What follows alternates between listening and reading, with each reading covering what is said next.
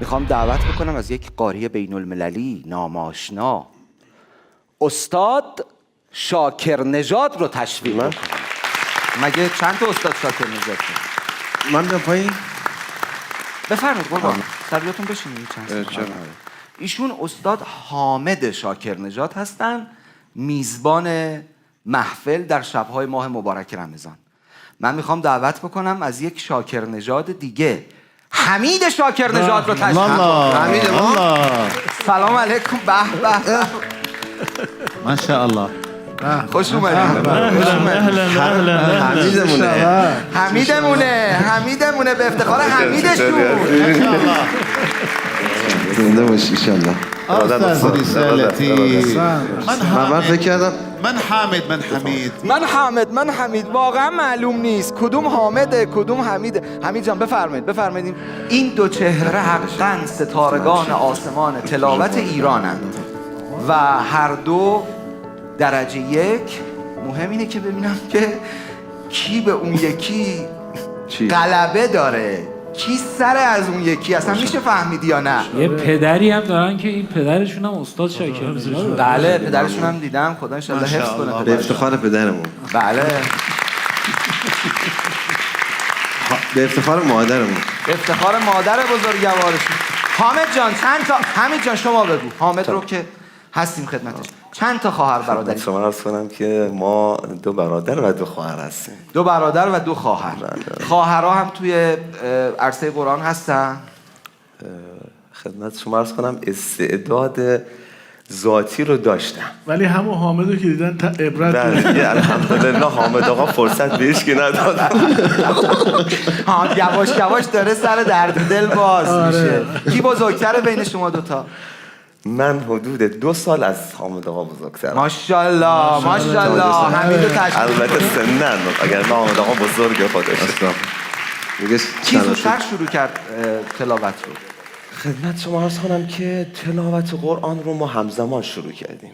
واقعیت فضا اینطوری شروع شد که حاج حامد کلا شر بود، نمیتونستی کنترلش کنی. شر بود. حمید جان یه لحظه. شر بود. به هر هنوز هم هست. از حسنین به خواهر کار داره میکنه. هنوز هست. این روزا داره چی کار میکنن؟ خیلی حرف دارم، خیلی شیرینه این قابه، خیلی جذاب. شاید شما مردم هم کمتر دیدین واقعا. اونجوری نشستی، خب منم اینجوری میشینم. داستان اینطور بود که ما با هم شروع کردیم تلاوت قرآن رو، ولی کمتر جلسه میرفتیم که حاج حامد اصلا فضایی بده که من بخونم. آخه و بسیار مشتاق بود و البته یکی از رموز موفقیت که خود استاد ابوالقاسمی هم من بارها توی صحبتایی که انجام میدن تو بحث‌های آموزشی شنیدم اینه که بالاخره توی تلاوت باید یه جایی برسی که جسارت هم به خرج بدی. حاج حامدی جسارت خیلی داشت، یعنی دیگه از اعتماد به نفس بر وزن جسارت یه چیزایی دیگه بقیهش با دست بود. یعنی اوایل واقعا برای ما استرسا بود، چون هنوز تازه یاد گرفته بود که قرآن خوندن چجوریه، ولی میومد تو جلسه به همون لهجه مشهدی ما مخوام بخوانم. حالا جمعیت سنگین. خب اون زمان مسجد کرامت بود که خیلی جمعیت میومد، واقعا شاید در حد 1000 نفر تو بعضی شبا، شاید هم بیشتر. ولی خب اصلا کاملا با جدیت کامل میرفت جلوی جلسه میشست و ادعای خوندن داشت. هنوز یک سوره هم کامل مثلا تقلید صرف مثلا شاید بلد نبود. خب اینش خیلی عجیب بود حاج حامد و عملا فرصت خوندن از من گرفته بود دیگه. تا کی؟ و این تقریبا شاید اوایل، چون فاصله سنی ما خیلی هم نیست دیگه، حدود 2 سال بود، اول یکم من ناراحت میشدم که کمش حامد میره میخونه. به و چهچه مردم هم خب به سمت حامد شده بود، ولی کم کم من با این قضیه کنار اومدم. البته واقعا این نکته دقیقیه. مصیبتی بوده باش کنار اومد. چی کارش کنم؟ داداش هم دیگه. آقای قاسمی من حالا خداوکیلیش من ابتدا متوجه نبودم، ولی بعدها که گذشت که حالا یک فهمی بالاخره بیشتری بود، با خودم گفتم من تو سنین یه سر خب مسابقات بین المللی رفتم، اول شدم. خب مردم اختلاف سنی که نداشتیم، میتونست حسادت اتفاق بیفته، میتونست ناراحتی به وجود بیاد، هر چیزی از این رنگ. بعد با خودم گفتم چجوری حاج حمید تحمل میکرده این همه هی حامد حامد حامد گفتن ها رو. واقعا من شاید اگه جای ایشون بودم برام خیلی سخت بود. دل بزرگی ایشون دارن. آره ممنون، متشکرم. تمام حالا بگو اصلا. آقای ادامه جان، داستان اینطوری تا حالا شده داشت بود. از تو میگفت دیگه، حالا یه جمله تو گفتی کلا. همین الان میگه حالا تو بگو، حالا من بس کنم تو حالا بگو. جانم. آره همین جاست که میگه اذا قیل لکم تفسحوا فی المجالس فافسحوا یفسح الله لکم. حالا شما اون موقع که حواست به این چیزا نبوده، ولی واقعا خیلی وقتا باید دور رو از دیگران نگرفت. آدم دور بده به بقیه، خدا بهش جا میده. ای والله. خدا بهش جا باز. ای والله ای والله ای والله. ولی بعدش خداوکیلی با هم خیلی نشستیم. یعنی ما اون سال مسابقات جهانی عربستان بود که اول شدم، بعد دائم با هم تمرین میکردیم. یادت آجم؟ بله تمرین بود. مثلا غیر از اون من خودم یه ادامه قضیه اینطوری شده بود که نه تنها ناراحت نبودم، یه جوری شده بود که موفقیت حامد شده بود هم غم من. آخه که این خوب بخونه، ای بره بالا.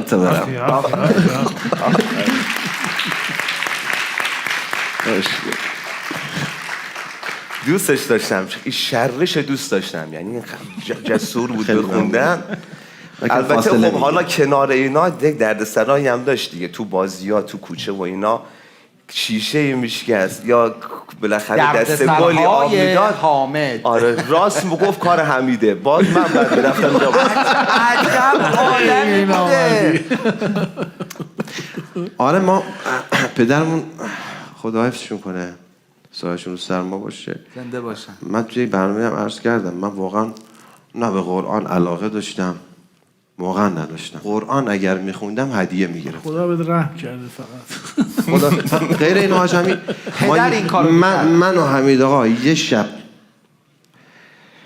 پدرمون گفت که برای تو ساعت فلان میخرم، بریم جلسه فلان بخونیم. ما رفتیم، جلسه تموم شد ساعت 12 شب، ما پدرش در آوردیم. آخه همون شبونه که این یادت هیچ مغازه‌ای باز حالا نه من نبود با هم چیز کنیم.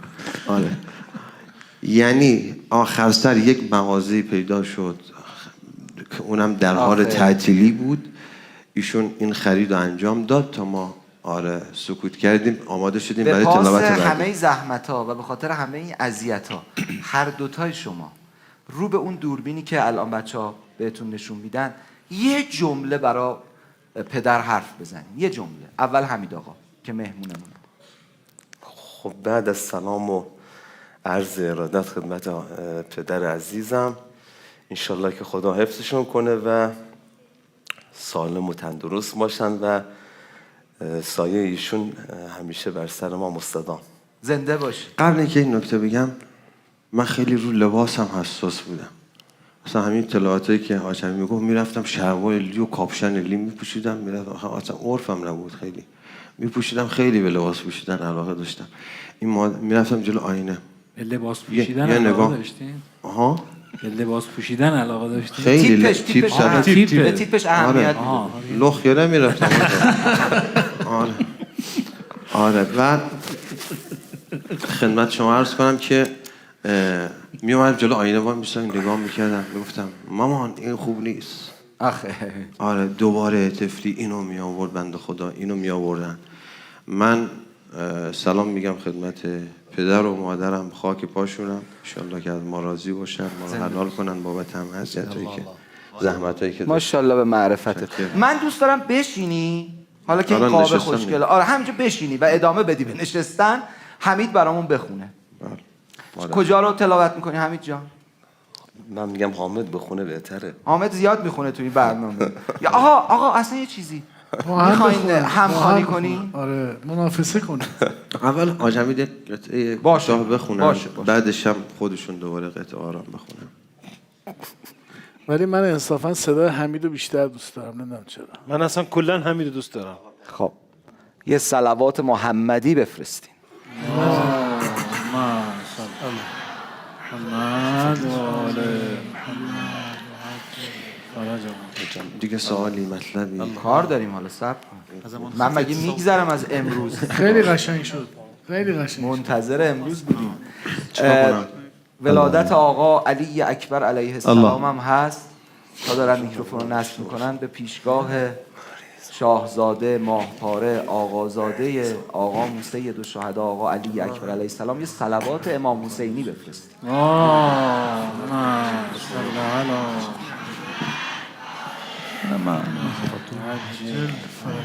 قبل از اینکه تلاوت رو آغاز کنم لازم بدونم کسب اجازه کنم مجددا از محضر اساتید جناب استاد رضوان درویش از کشور سوریه، جناب استاد ابوالقاسمی عزیز، استاد قاسمیان و استاد سید حسن الحلو از کشور عراق و آقا حامد عزیز.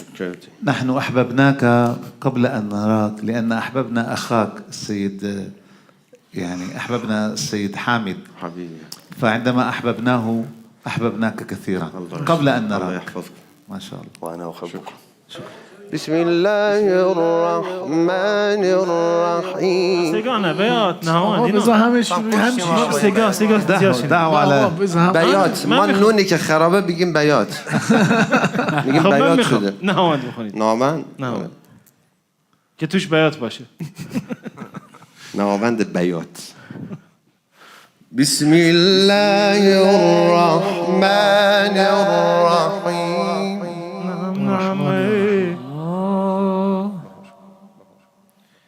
إنا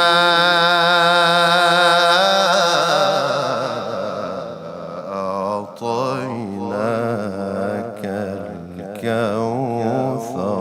الله نعم حرام ما شاء الله.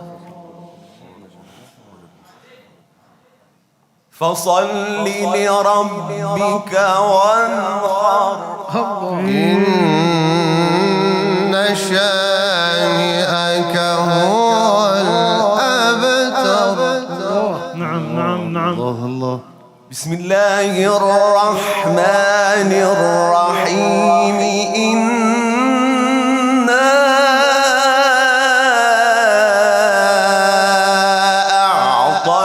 أعطيناك الكوثر. الله با اجازه اوج بخونم. ها لا إله إلا الله والله أكبر ولله الحمد. بسم الله الرحمن الرحيم إنا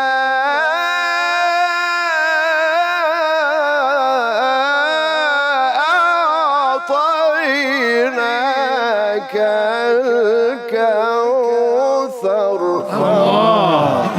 الله يا سلام. الله الله. يا سلام. سلم. فصل لربك وانحر. فصل لربك وانحر إن شانئك هو الأبتر. ايوه ايوه كده. الله الله الله الله الله الله. بسم الله الرحمن الرحيم الحمد لله رب العالمين. الله الله حلاوتك. ما شاء الله. يا سلام. الله الله. سلم. الحمد لله رب العالمين الرحمن الرحيم مالك يوم الدين إياك نعبد إياك نعبد إياك نعبد وإياك نستعين.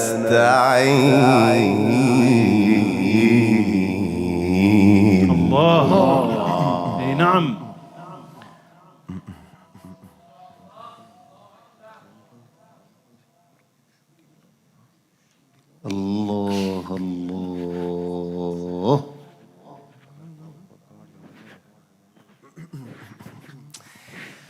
بسم الله الرحمن الرحيم الحمد لله رب العالمين الرحمن الرحيم مالك يوم يا عيني. الدين الرحمن الرحيم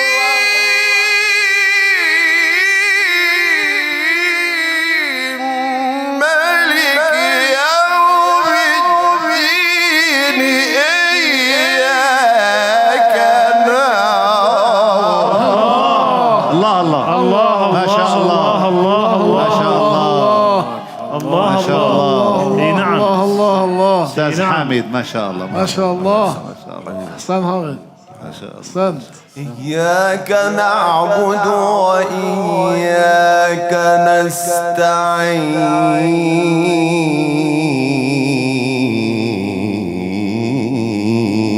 يا عيني الله على الجمال. يا عيني يا عيني يا عيني على الجمال. إياك نعبد وإياك نستعين اهدنا الصراط كده. المستقيم صراط الذين أنعمت عليهم غير ما شاء الله. المغضوب عليهم الله الله الله الله الله الله غير المغضوب عليهم ولا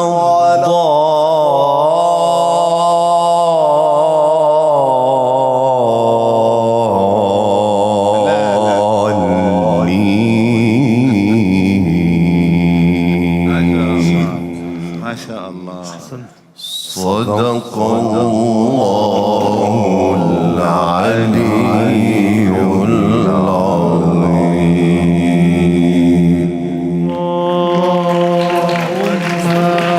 صل على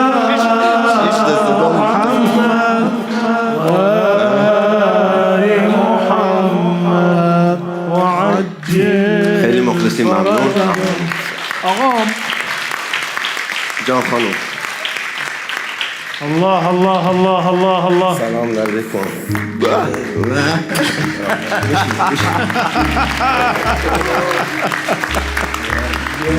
یا اول فصل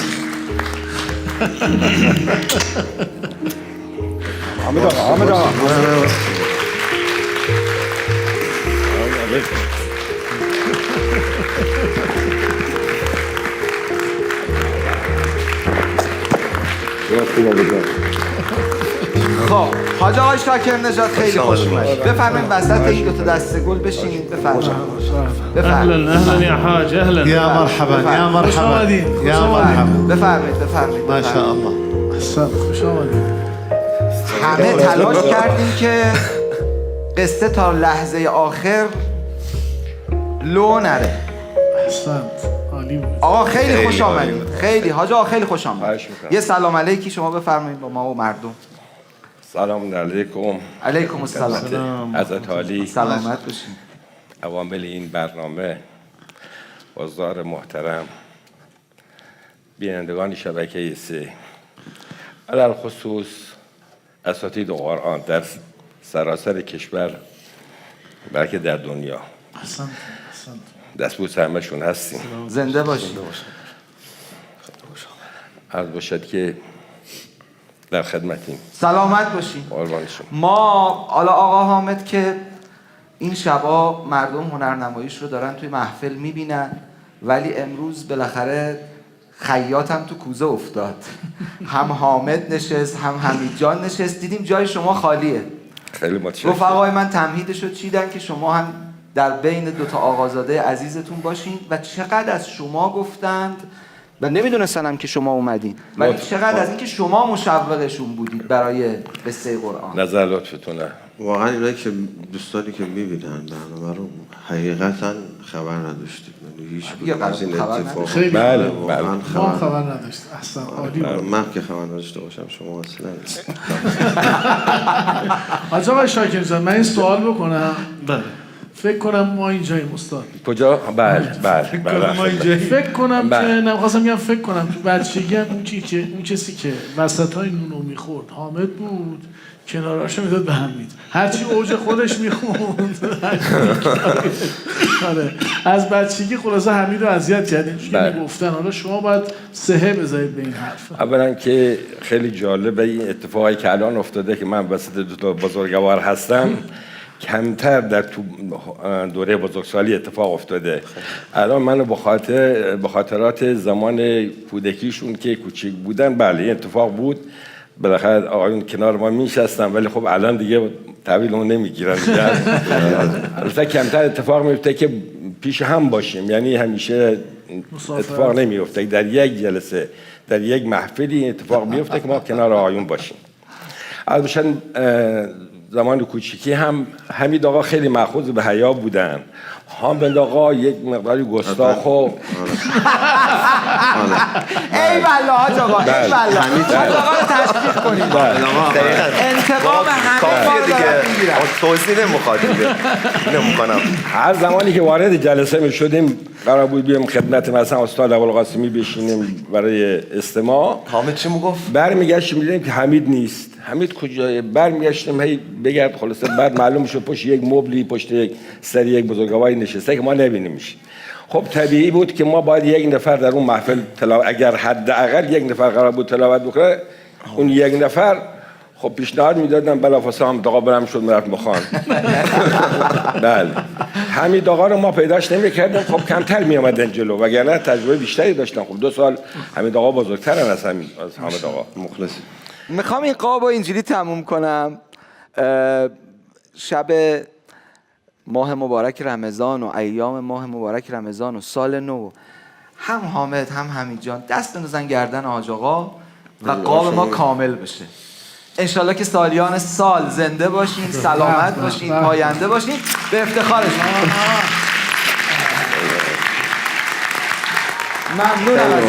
ممنونم ازت.